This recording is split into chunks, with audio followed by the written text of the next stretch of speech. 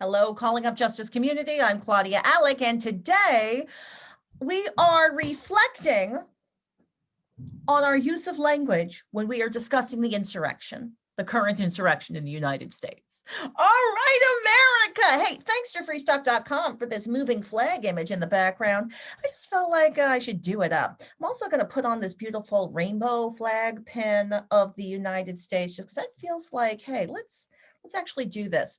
So, what is the thing that we just experienced? Was it terrorism? Was it white nationalist terrorism? Was it an insurrection? Like, what are the ways that we want to call it? You'll note that I just said insurrection. Why did I use that word?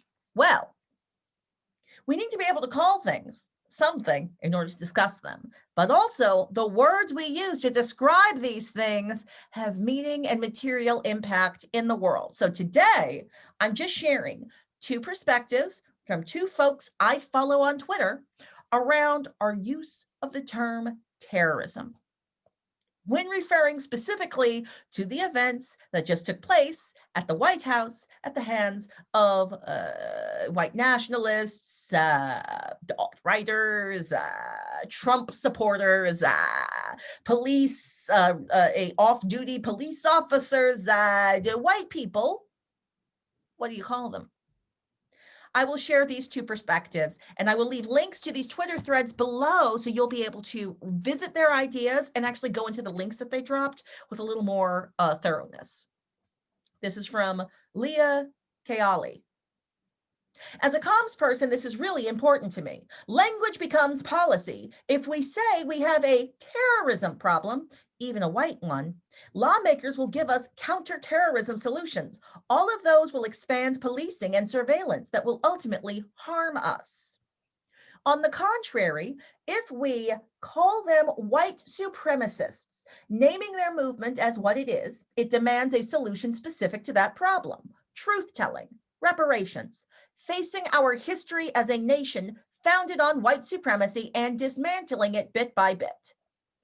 Terrorism as a label is inherently dangerous in its vagueness. I understand why we all want to use the most extreme words to describe the most egregious violence. White supremacists have been terrorizing Black, Brown, Indigenous folk for centuries. But we can't decouple that term from the state apparatus it manifests. The war on terror, mass surveillance, targeting Muslims, South Asians, Black people, communists, etc. Plus, the reason this term holds so much weight is precisely because white people use it against Black and Brown people. I'd like to share a second Twitter thread from Diala. Diala Shamas. Shamas? I apologize. I don't know these brilliant, beautiful people in real life. I only know them through Twitter. Let's listen to the beautiful knowledge that she shared with us. Thread. I've represented people the government views as terrorists. Here's an incomplete set of reasons why calling yesterday terrorism is not a good idea. If the goal is to trigger accountability, the DOJ has plenty of tools to investigate, prosecute, and otherwise hold accountable those who conspire to break the laundry list of laws that were broken yesterday. I'll let those more prosecutorially minded list them out. The government regularly prosecutes activities it labels terrorism without ever actually charging a crime of terrorism. On the flip side, it charges not actually dangerous, but marginalized people with terrorism-related crimes all the time. Here's an HRW on this, link to article. H/T at Tarek Zismail for work on that report.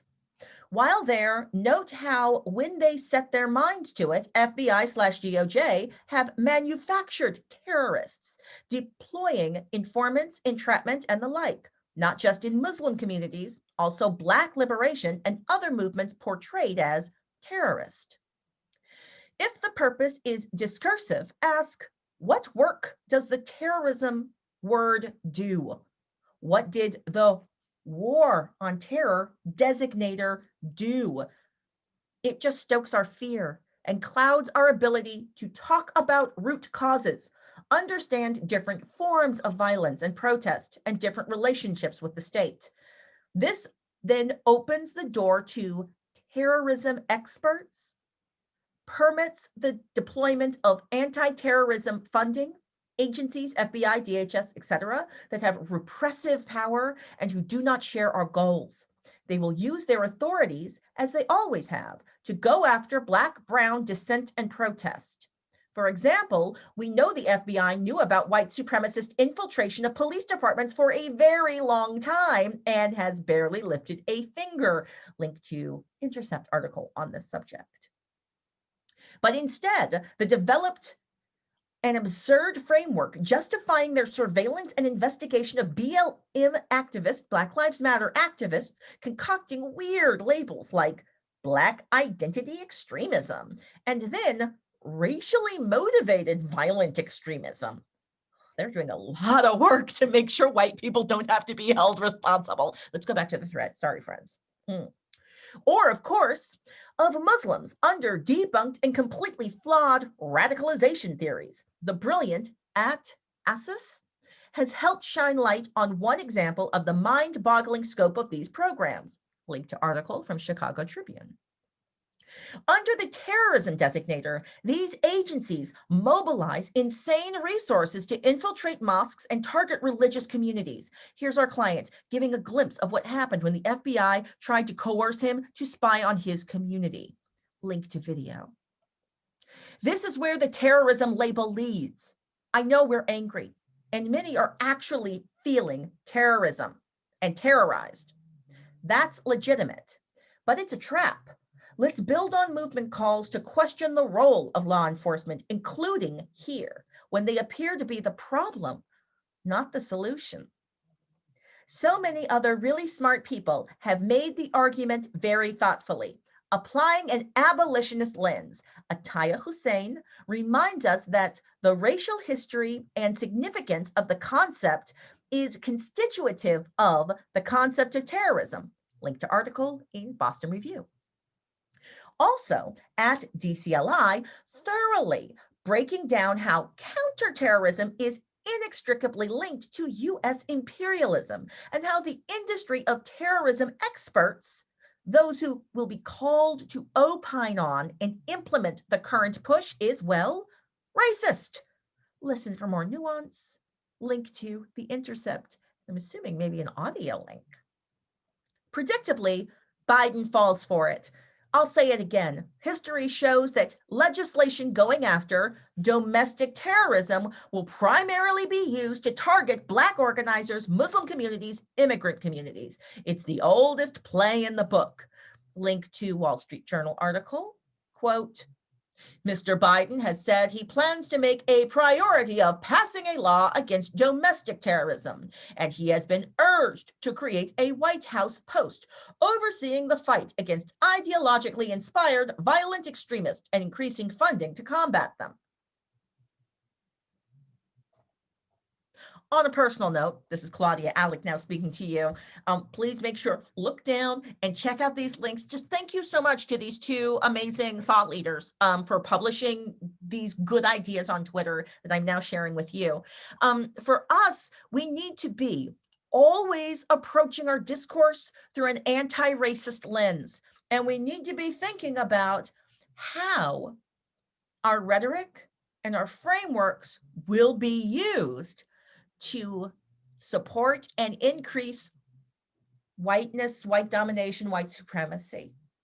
So as we talk about the violence, the unlawfulness, the criminality, the white supremacist violence, the white nationalist criminality that just took place in the White House, the presidentially encouraged white supremacist violence that just took place, let us keep in mind that when we use the word terrorism, it's doing a thing.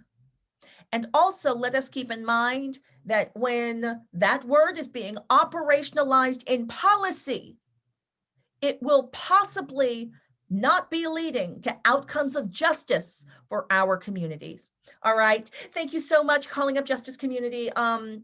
There will be a few more of these very quick turnaround resource videos made for your work, but please keep safe, keep connected with your loved ones, and continue to be fierce on these digital streets and be calling out as much as you can. Thank you so much, Calling Up Justice community. All right, goodbye.